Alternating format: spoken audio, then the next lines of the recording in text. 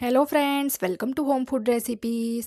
આજે આપણે બનાવીશું ખાંડ માવો મિલ્ક પાવડર કે મલાઈનો ઉપયોગ કર્યા વગર ઉનાળામાં ખાવાની મજા આવી જાય એવી ટેસ્ટી કુલ્ફી. ઉનાળો શરૂ થતાં જ આપણને કંઈક ને કંઈક ઠંડુ ખાવાનું મન કરતું હોય છે. આ કુલ્ફી તો બાળકોથી લઈ મોટા દરેકને ખૂબ જ ભાવતી હોય છે. અને આ કુલ્ફીમાં આપણે ખાંડનો આજે બિલકુલ પણ યુઝ નથી કરવાના, તો ડાયાબિટીક પેશન્ટ પણ કોઈ પણ અચકાટ વગર આ કુલ્ફીની મજા માણી શકે છે. માત્ર અમુક જ ઘરની સામગ્રી યુઝ કરીને આ ટેસ્ટી કુલ્ફી આપણે બનાવીશું. તો ચાલો આ મલાઈ કુલ્ફી કેવી રીતે બનાવવી એ જોઈ લઈએ. તો એના માટે સૌથી પહેલાં આપણે ગેસ ઉપર એક કઢાઈ ગરમ કરવા મૂકીશું. એમાં આપણે 3 કપ જેટલું ફૂલ ફેટ એટલે કે મલાઈવાળું દૂધ ઉમેરીશું. 250 ml વાળા કપથી માપીને અહીંયા 3 કપ જેટલું હું દૂધ લઉં છું. હવે આ દૂધ ગરમ થાય એ પહેલાં જ આપણે એમાં 1 ટેબલ સ્પૂન જેટલો કોર્નફ્લોર ઉમેરી તરત એને મિક્સ કરી લઈશું. જો દૂધ ગરમ થઈ ગયા પછી તમે કોર્નફ્લોર ઉમેરશો તો દૂધમાં ગાંઠા પડી જશે, એટલે આ રીતના રૂમ ટેમ્પરેચરના દૂધમાં જ કોર્નફ્લોર મિક્સ કરી લેવો.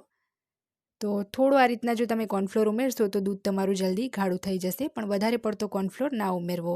તો હવે એક ઉભરો આવે ત્યાં સુધી આ દૂધને આપણે આ રીતે ગરમ થવા દેવાનું છે. 3-4 મિનિટમાં જ આ રીતે દૂધમાં એક ઉભરો આવી જશે.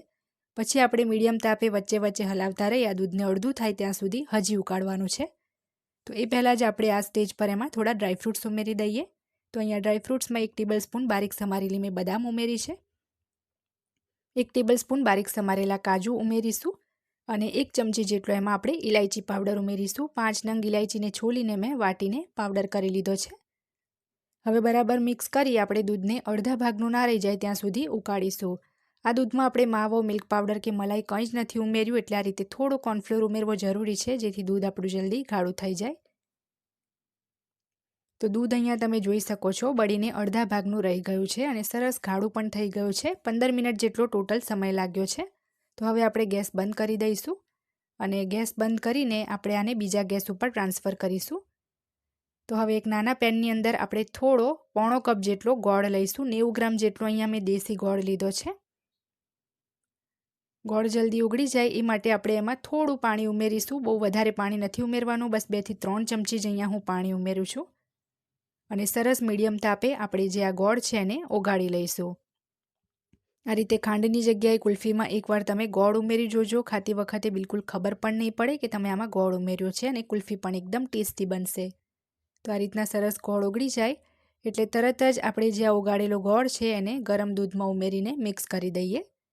ધ્યાન રાખવાનું છે કે બંધ ગેસમાં જ ગોળ ઉમેરવાનો છે. જો તમે મિશ્રણ ઉકળતું હોય ને ગોળ ઉમેરશો તો તમારું જે દૂધ છે બધું જ ફાટી જશે.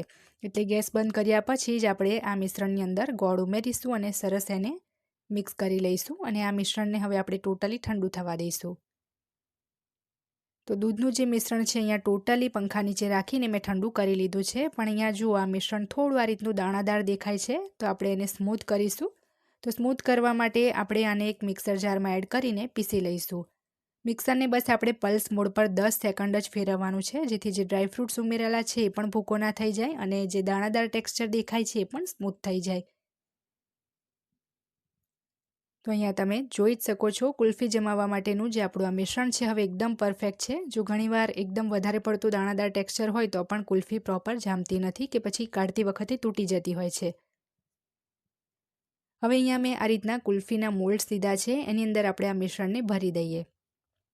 તમે કોઈ પણ શેપના કુલ્ફી મોલ્ડ્સ લઈ શકો છો, એલ્યુમિનિયમના, પ્લાસ્ટિકના, કે પછી જો કોઈ મોલ્ડ ના હોય તો સ્ટીલના જે રેગ્યુલર ગ્લાસ આવે એમાં, કાં તો પછી ચા પીવાના જે ડિસ્પોઝેબલ કપ્સ આવે એમાં પણ આ કુલ્ફી જમાવી શકાય છે. તો હવે આની ઉપર જે આ રીતનું એનું લીડ આવે છે એ ઢાંકી દઈશું અને 8 થી 10 કલાક આ કુલ્ફીને આપણે ફ્રીઝરમાં સેટ થવા દઈશું. સાંજે બનાવતા હોય તો આખી રાત માટે એને ફ્રીઝરમાં રાખવી. તો અહીંયા ટોટલ 8 જ કલાકમાં આપણી જે કુલ્ફી છે સરસ જામી ગઈ છે. જો તમારું ફ્રીજ વધારે પડતું જૂનું હશે તો જામવામાં 1-2 કલાકનો સમય વધારે પણ લાગી શકે છે. અને ટોટલ આપણે 6 કુલ્ફી જમાવવા મૂકી હતી, એમાંથી એક કુલ્ફી મારી ડોટર ખૂબ જ જીદ કરતી હતી તો એને મેં ખાવા માટે આપી દીધી હતી. તો હવે આ રીતના એક વાસણમાં થોડું પાણી લઈ બધા જ મોલ્ડ્સને આપણે પાણીમાં 10 થી 15 સેકન્ડ માટે ડુબાડી રાખીશું, જેથી કુલ્ફી આપણી ઇઝીલી બહાર આવી જાય. 10-15 સેકન્ડ ડુબાડ્યા પછી આપણે આ રીતના કુલ્ફીને બહાર કાઢી લઈશું. તો તમે જોઈ જ શકો છો કેટલી પરફેક્ટ આપણી આ કુલ્ફી અહીંયા સેટ થઈ છે. બાળકોને તો જોતાં જ ખાવાનું મન થઈ જાય એવી આ કુલ્ફી બને છે.